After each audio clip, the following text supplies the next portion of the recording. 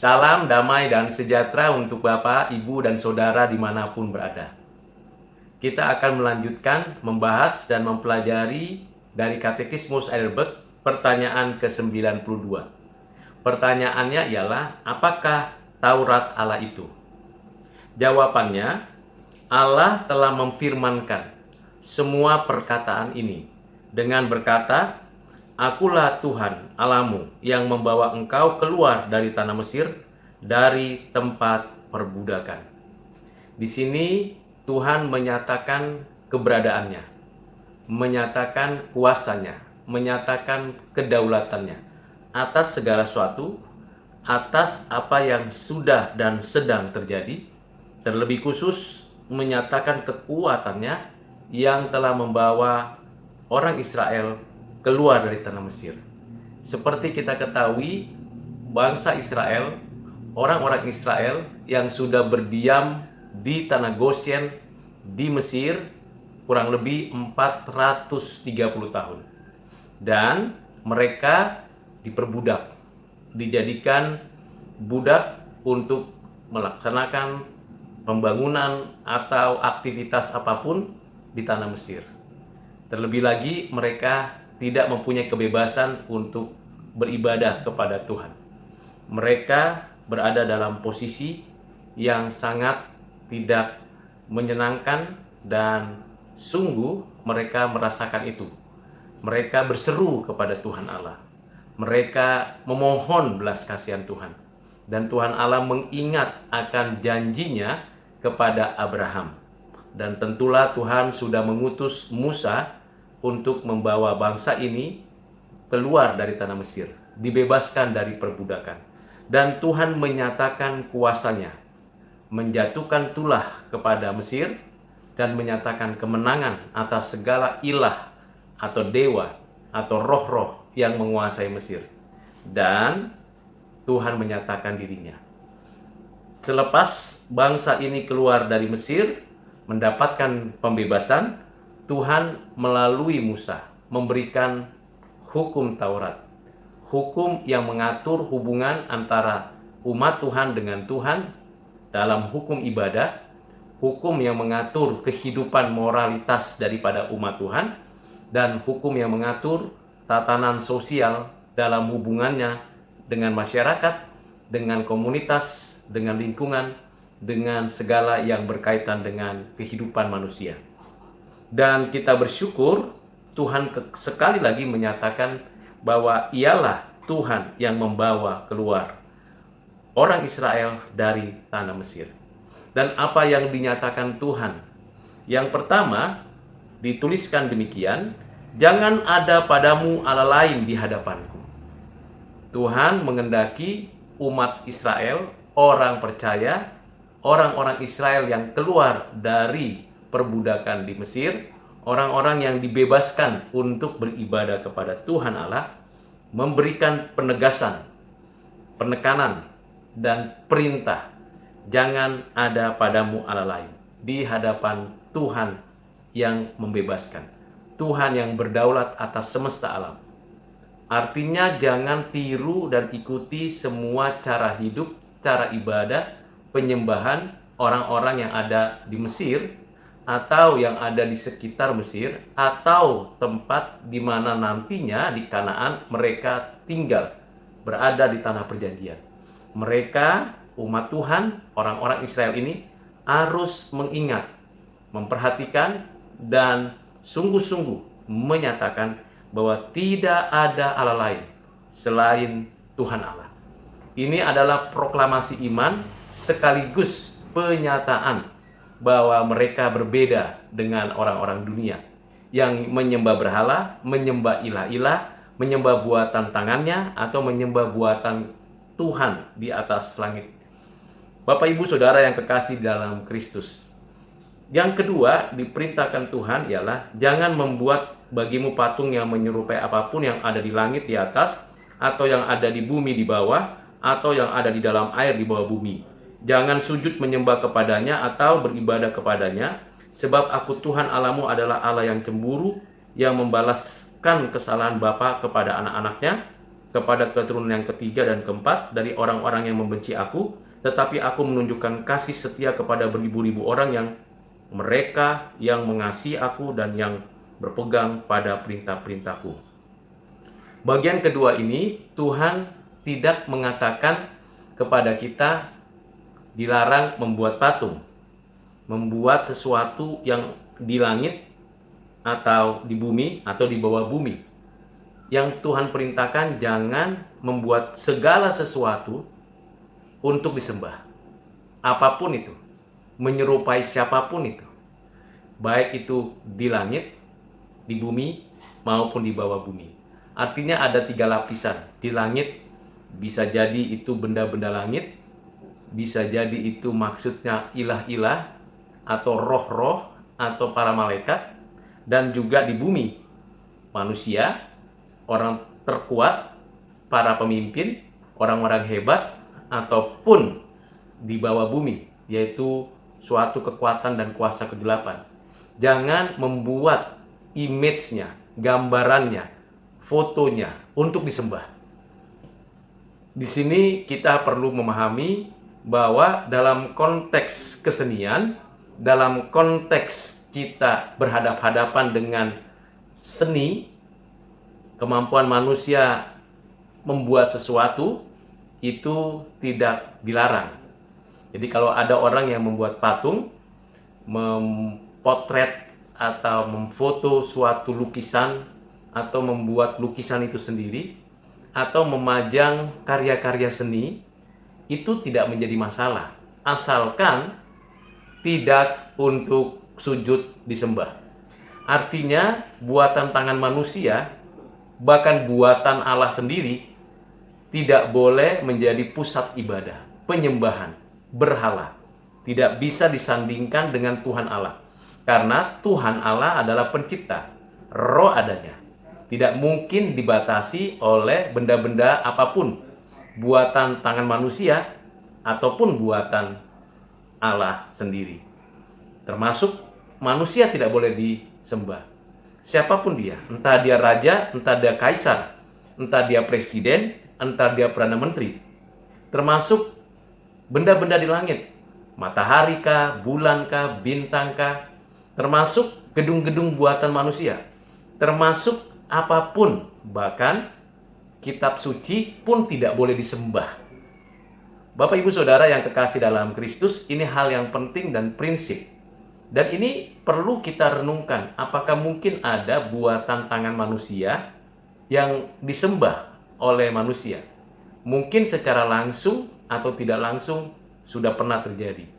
Kita menghargai benda-benda buatan tangan kita, menghargai orang-orang yang kita mungkin hormati lebih daripada menghargai dan menghormati Tuhan. Bahkan mensandingkannya setara, dan itu adalah kejahatan. Dan kejahatan itu Tuhan timpahkan bukan hanya kepada penyembah-penyembah itu saja, tetapi kepada keturunannya juga.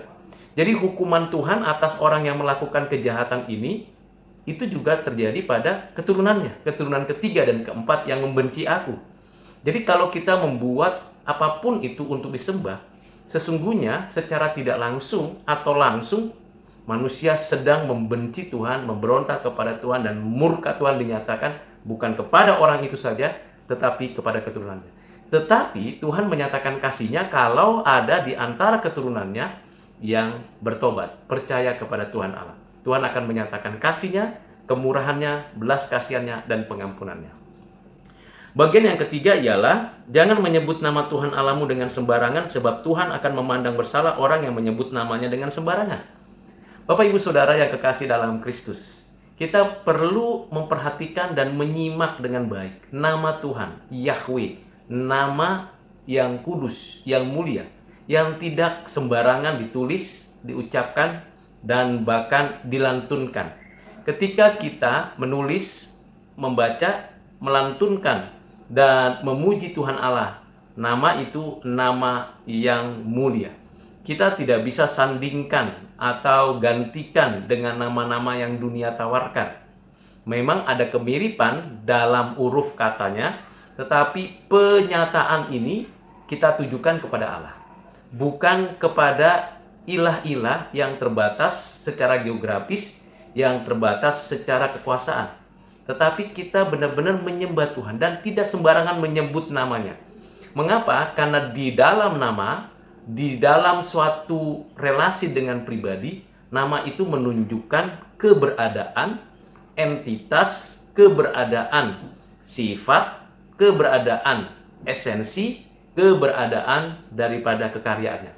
Itu sebabnya kita tidak boleh sembarangan. Dan ketika kita menulis nama Allah, Bapa, Tuhan Yesus Kristus, Roh Kudus, kita harus memberikan perhatian khusus. Jangan menulis dengan kata-kata tulisan huruf kecil semua, atau huruf yang tidak menghargai daripada nama itu. Penting. Yang paling penting lagi, nama itu melekat di hati. Tidak boleh sembarangan mengucapkannya. Penting kita memberikan rasa hormat, menghargai. Dan itu harus dilakukan. Apa yang terjadi kalau kita melakukan hal-hal yang buruk, hal-hal yang tidak tepat, maka murka Tuhan turun. Jadi Bapak Ibu Saudara yang kasih dalam Kristus, kita perlu ingat-ingat berapa sering kita mengucapkan dan menyampaikan nama Tuhan Allah tapi sembarangan. Bahkan ada orang yang bersumpah, berjanji atas nama Tuhan Allah, atas nama, di atas segala nama Tuhan Yesus Kristus. Tapi hidupnya, karakternya, cara ia berpikir itu jauh dari hadapan Tuhan. Pertanyaan yang kita kaitkan dengan hukum Taurat ini, yang keempat ialah, ingatlah dan kuduskanlah hari Sabat, 6 hari lamanya engkau akan bekerja dan melakukan segala pekerjaanmu, tetapi hari ketujuh adalah hari Sabat Tuhan Allahmu, maka jangan melakukan sesuatu pekerjaan. Engkau atau anakmu laki-laki, atau anakmu perempuan, atau hambamu laki-laki, atau hambamu perempuan, atau hewanmu, atau orang asing yang ada di tempat kediamanmu. Sebab 6 hari lamanya Tuhan menjadikan langit dan bumi, laut dan segala isinya, dan ia berhenti pada hari ketujuh. Itulah sebabnya Tuhan memberkati hari Sabat itu dan menguduskannya. Jelas di dalam Kejadian 1 sampai dengan Kejadian 2 Tuhan menciptakan. Tuhan menciptakan dari tidak ada menjadi ada. Menciptakan ruang dan waktu dan menciptakan isinya. Membentuk yang tidak terbentuk, mengisi yang tidak terisi, memperlengkapi yang sudah ada, dan melakukan segala sesuatunya dalam karya penciptaannya dengan teratur, baik, mulia, indah. Dan tentunya pada hari ketujuh Tuhan nyatakan ia beristirahat. Beristirahat bukan berarti dalam pengertian santai-santai, ngaso, atau duduk-duduk manis seperti itu, tidak. Tuhan tetap berkarya, Tuhan tetap bekerja. Karena setelah itu ia memelihara, menjaga, menopang, memerintah, mengarahkan, membimbing seluruh karyanya itu bagi kemuliaannya. Jadi istilah rest itu bukan hanya sekedar berhenti sejenak, sela, lalu membiarkan, tidak. Justru artinya masuk kepada fase berikutnya, ke tahapan berikutnya dari rancangannya, yaitu providensia.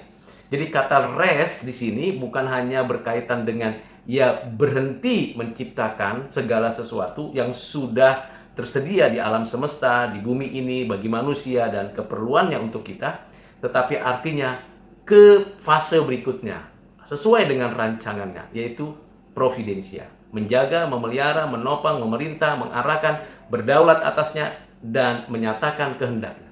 Itu artinya, di balik itu juga kita tahu Tuhan pada hari ketujuh memperlengkapi dan mempersiapkan kepada kita untuk kita merayakannya. Sama seperti Tuhan bekerja 6 hari, kita pun demikian bekerja 6 hari. Hari ketujuh khusus, kados, dikhususkan untuk Allah, memuji Tuhan bersama-sama, bukan hanya saya sendiri atau saya dengan istri saya, dengan anak saya, tapi untuk seluruh komunitas di rumah dan tiap-tiap rumah di dalam suatu komunitas umat Tuhan untuk beribadah. Tatanan ibadah itu diatur sedemikian rupa sehingga pada hari yang ketujuh itu, pada Sabat yang disebut dengan rest tadi, istirahat tadi, kita memuji Tuhan, memuliakan Tuhan, membesarkan nama Tuhan. Dan di situ dimulai providensia Allah. Bapak Ibu Saudara yang kasih dalam Kristus, tentu rancangan Tuhan adalah rancangan yang indah. Dan kita tahu memang dalam konteks kekinian ada pekerjaan-pekerjaan yang tidak mungkin dibebas tugaskan. Misalnya penjaga, pengelola daripada kelistrikan, pengelola atau orang-orang yang diberikan tugas khusus bertanggung jawab di rumah sakit untuk merawat, menjaga, memberikan kesembuhan atau cara Tuhan menyembuhkan melalui para dokter, para medis, dan orang-orang yang bekerja di rumah sakit, di puskesmas, atau di tempat-tempat kesehatan. Tentu ada yang bekerja pada hari Minggu, dan itu diperbolehkan, diperkenan, karena memang berkaitan dengan hidup dan kehidupan. Dan ingat, rest itu berarti pemeliharaan. Jadi kalau ada orang-orang yang bekerja pada hari itu, pada hari ketujuh, itu untuk rest itu sendiri, providensia Allah dimulai. Namun bukan berarti orang-orang tersebut bebas lepas tidak perlu beribadah secara komunitas. Tidak demikian. Ada momen-momen di mana dalam 24 jam itu dapat beribadah bersama. Mungkin pagi, mungkin siang, mungkin sore, mungkin malam. Yang pasti orang-orang yang diberikan tugas tanggung jawab secara khusus itu untuk dijadikan sarana pemeliharaan hidup dan kehidupan, maka mereka mendapatkan privilege untuk beribadah. Kita yang memang rest pada hari ketujuh, rest pada hari Minggu, hari di mana kita menyediakan seluruh waktu kita bersama-sama beribadah. Bisa pagi, siang, sore, atau malam. Yang pasti hari itu menjadi hari sukacita. Memuji Tuhan, memuliakan Tuhan, mendengarkan firman Tuhan, belajar bersama, dan bersukacita.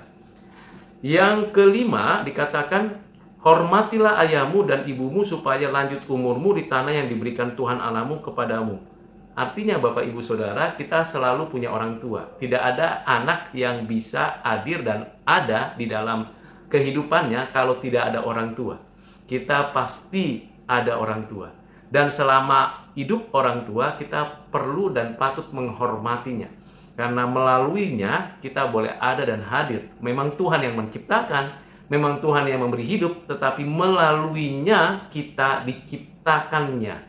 Kita diberikan hidup sejak konsepsi yang ada di rahim ibu kita. Dan orang tua patut dihormati, dihargai. Nilai-nilai kehidupan yang ada dan yang sudah dijalaninya, kita menghargainya. Selagi ia hidup, kita perlu meneruskan perjuangannya sampai kita mengalami kematian. Namun kita harus hati-hati, jangan sampai kita menyembah orang tua kita yang sudah meninggal. Pada saat orang tua kita meninggal, entah yang laki-laki atau yang perempuan atau kedua-duanya, entah mertua kita atau kita anggap sebagai orang tua kita yang sudah meninggal, tidak perlu dan tidak boleh disembah, dihormati seperti orang hidup. Artinya ia sudah senang di tempat yang disediakan Tuhan di dalam kerajaannya. Karena tidak lagi ada hubungan antara orang hidup dan yang mati. Kita nanti sama-sama akan menikmati kebangkitan pada akhir zaman. Namun dalam proses atau pencapaian atau untuk sampai ke sana, kita selagi masih hidup di sini, selagi orang tua kita itu masih hidup, kita harus menghargai, merawat, menjaga, memberikan yang terbaik. Apa yang pernah kita janjikan kepada orang tua, apa yang perlu kita lakukan kepada orang tua, yaitu tanggung jawab anak untuk mengikuti kehendak Tuhan melalui orang tua. Jadi hal-hal penting, prinsip ini perlu kita renungkan. Tetapi kalau orang tua sudah meninggal, sudah berpulang kepada Tuhan, kita meneruskan perjuangannya. Kita bisa saja ke kuburannya atau ke tempat di mana dia dikebumikan untuk kita bersihkan, tetapi kita tidak boleh melakukan penyembahan, berbicara, berkomunikasi dengan orang yang sudah meninggal. Tidak ada gunanya, sia-sia, dan tentu tidak diperkenan Tuhan. Karena ia sudah senang di sana. Kita di sini. Kita meneruskan perjuangan. Hormatilah orang tuamu sewaktu ia hidup dan hargailah dia dengan cara meneruskan perjuangannya seumur hidup kita. Demikian juga kita akan bagikan prinsip dasar ini kepada anak cucu kita. Kita perlu memberikan pengertian ini kepada anak cucu kita. Berikutnya ialah jangan membunuh, karena nyawa itu milik Tuhan. Nyawa itu ciptaan Tuhan dan nyawa itu melekat pada diri seseorang. Jangan pisahkan kalau belum waktunya. Bisa jadi ada terjadi peperangan, terjadi gempa bumi, terjadi suatu peristiwa yang mengenaskan sehingga terjadi suatu kematian atau meninggalnya seseorang. Biarlah itu kita coba pikirkan dan renungkan. Tapi jangan ada sedikit pun niat inisiatif untuk melakukan pembunuhan. Biasanya kita lihat di dalam konteks Kain dan Habel, dan di dalam banyak konteks yang lain kita mengetahui mulainya dari iri hati, mulainya dari kebencian bisa menimbulkan pembunuhan. Karena itu Bapak Ibu Saudara yang kasih dalam Kristus, jagalah hati, jagalah jiwa kita dengan sungguh-sungguh supaya penuh dengan cinta kasih. Berikutnya yang ketujuh, jangan berzina. Suatu tindakan yang menajiskan diri dan tubuh. Kecuali orang itu sudah menikah, bolehlah memiliki hubungan spesial antara suami dan istri yang mana itu diberkati Tuhan. Tetapi kalau belum menikah, belum diberkati oleh Tuhan melalui hamba-hamba Tuhan, maka itu adalah perzinahan. Perselingkuhan juga tidak diperbolehkan. Bahkan gonta-ganti pacar pun tidak diperbolehkan. Karena itu Bapak Ibu Saudara, kita harus benar-benar fokus memahami tentang hal ini. Jangan berzina, jangan melakukan hal-hal yang buruk, yang mencemari mata, pikiran dengan menonton film porno atau melakukan hal-hal yang cemar lain. Betul-betul kita menjaga kesucian hati, mata, pikiran kita sampai kita bisa menyatakan bahwa kita tidak lagi mau, tidak suka lagi dan tidak senang lagi melakukan hal-hal cemar dan najis itu.